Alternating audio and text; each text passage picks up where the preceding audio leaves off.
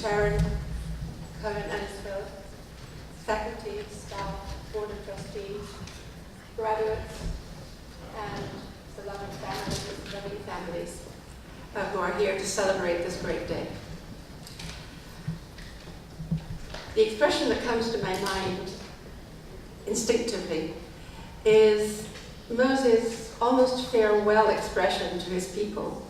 And after all, graduations are also farewells, as well as gateways to a future. When Moses leaves this world, when he graduates from this world, he congratulates his people with the words, Ashrecha Yisrael. Happy are you, O Israel. Mi chamocha, who is like you? Am noshach b'Hashem, a people saved by God. And even in those few words, you can hear some of the bittersweetness of such moments of transition. And this is a moment of transition. It's a moment of celebration, Ashrecha Yisrael, happy are you. And at the same time, it's a moment of anxiety, because something is coming to an end, something very real, a world that enclosed you is coming to an end. And now you have to forge your way in a new world and make your place in what they call the real world. What will you carry with you? Moses wants to say to his people, you are happy. Is that a description of their state? You are happy. Is it a blessing? May you be happy. I suggest it's neither. As always, when we say Ashrei, Ashrei ha'am shekachalo. Ashrei is, of course, happy is a key word in the book of Psalms. David begins or ends his Psalms often with that expression. That expression is neither a blessing nor a description. It is actually the form of speech that we now understand. We call it performative speech. That is, you say it and you make it real by saying it. It does something when Moses says to his people, how happy are you? It's an exclamation in which Moses invites the people to look at things the way he looks at them at that moment. And that's a very complicated way of looking at things, because after all, to say that a people is saved by God, if you're feeling gloomy, if you're feeling depressive, then you might think, well, it's a people who really need God to save them, because things are so hard for this people. Only God can save them. So there is something dark there behind that statement. And nevertheless, Moses, with some kind of abounding confidence, uses that expression to the people. Ah, the happiness of being you. Now, what kind of a statement is that?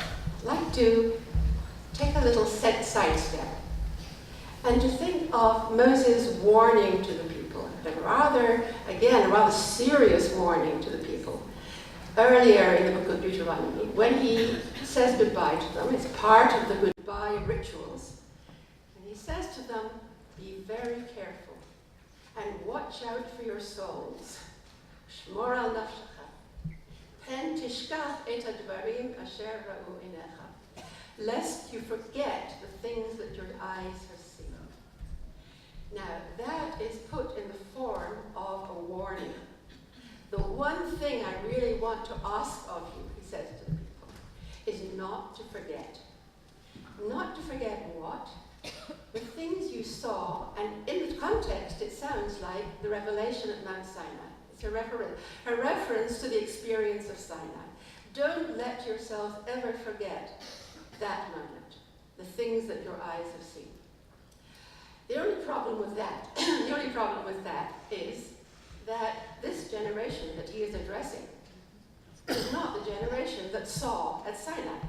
This is already the next generation. All that generation have fallen into the sands. And now there is a new generation. And what does Moses mean when he says to them, don't forget the things that your eyes have seen? This can't refer to those early miracles. And here the Jerusalem Talmud comes and makes an extraordinary comment. says very simply, thinking about the issue of forgetting, Hasover et Talmudo lo b'mhera hu mishakeach. Someone who sover, that's the crucial word. Someone, let's say, someone who thoroughly understands what he's learned, who won't let go of learning until he really understands it. He doesn't forget quickly. He, she doesn't understand, doesn't forget quickly. In other words, it's not just a warning to people to keep studying and restudying and don't be lazy. It's actually something more. It's an ethic of aspiration, as Lon Fuller calls it. It's not an ethic of law here. It's a supralegal direction. What does it really say? It says, Hasover et Talmudo. Now, to offer a svara in Talmudic logic is to offer a well-based opinion on what you've learned. To offer an opinion that makes sense, that's plausible. And somewhere we're being recommended here, we, generations after Revelation, those who have learned things but weren't there themselves, we're being recommended to constantly be trying to understand better, to create meaning for ourselves. I would really go as far as that. Hasover is active. That you have the body of learning that you have received here from your wonderful teachers. And what is required, if you're not to forget, is that you keep on trying to make it make sense to yourself. If it's to make it satisfy yourself wherever and however you are. In that way, you can't forget.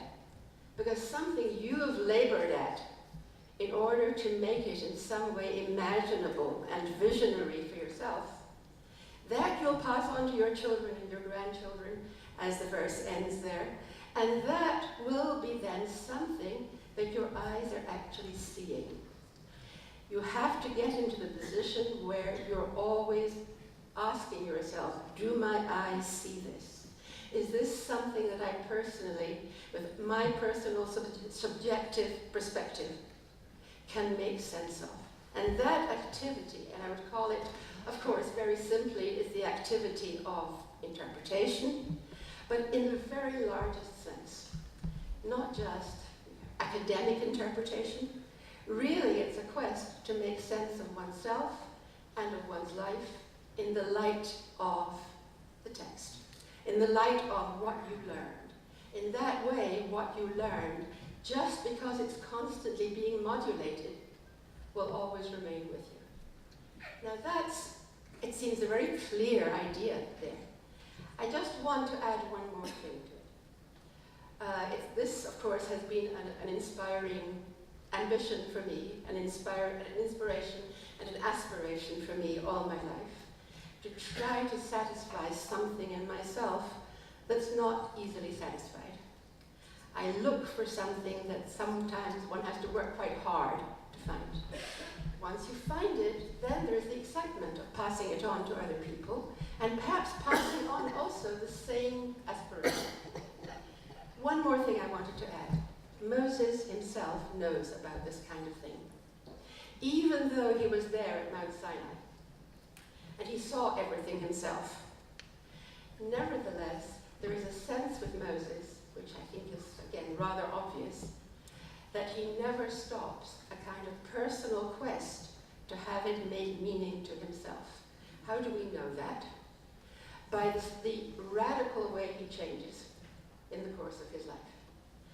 The main thing we know about him personally, at the beginning of his life with God, of his summoned life, is that he's not a man of words. Lo ish devarim anochi. It's the only thing he really says about himself. I'm not a man of words. He wants to block the whole mission. He doesn't want to be the messenger. He doesn't want to fulfill the role. He stands his ground at the burning bush, according to the Midrash, for 7 days. He stands there and refuses. God is constantly saying, I am heavy of mouth, heavy of tongue, of uncircumcised lips. What it feels like to be me with my mouth and my lips. Till we get to believe him, that he really has a speech problem. simply conveys God's words throughout the 40 years in the desert. And we never hear about a problem of an impediment. But what happens in the end of his life? There's a significant breakthrough. For the first time, he begins to bring himself into the equation. When he speaks to the people, he brings himself to the table. He talks about himself and his disappointments. The fact that God wouldn't let him lead the people into the land of Israel. Instead of complaining to God about this, he turns around and talks to the people about it. So that the person who never could speak, and if he managed to speak at all, it was only because God filled him with the divine inspiration up to now, suddenly finds his own voice, suddenly replays the meanings of his life, and understands that if he is to be memorable, if the people are to remain attached to the Torah that he taught them, somewhere he must bring a more personal voice. And he turns to the people and he talks to them so fluently about himself that the Midrash Tanchuma jokes about it. It's a kind of joke.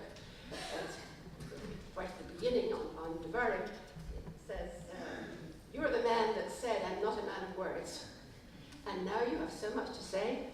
Now the whole book, good part of the book, suddenly comes out of his mouth, somewhere from himself this time. Now that is a moment for Moses of what he wants to teach the people. It's a moment of reconstruction of himself, of taking a situation of departure, of failure, of parting, not getting what he wants, and turning it. Turning it so that he can actually say to the people at the end, Ashrecha Yisrael. In spite of the fact that you are not so happy, that you are worried about being without me, how is it going to work in the future without the customary leadership, nevertheless, look at what I'm seeing. And what Moses is seeing at this moment has to do with himself as well as the people. That it is possible to declare something or someone happy, even though certain facts create a certain dis-ease. Even though the ground is slippery and you don't know what the future will bring. Nevertheless, it's possible to say Ashrecha. Ashrecha, which means you're on solid ground. Precisely when do you say these things? When do you say you're on solid ground, your steps are well-founded, Ashurai, Konanta Ashurai, you've planted my steps firmly. When do you say that to someone? When they're feeling slippery. When they're feeling precarious, when they're not sure where the next step is taking them. And so I want to conclude simply by wishing you all, especially the graduates and the families of the graduates who have achieved this great day, Ashrecha. May you be happy, but more importantly, simply be aware and visualize the happiness that is within this day, with all its questions, that is, in some sense,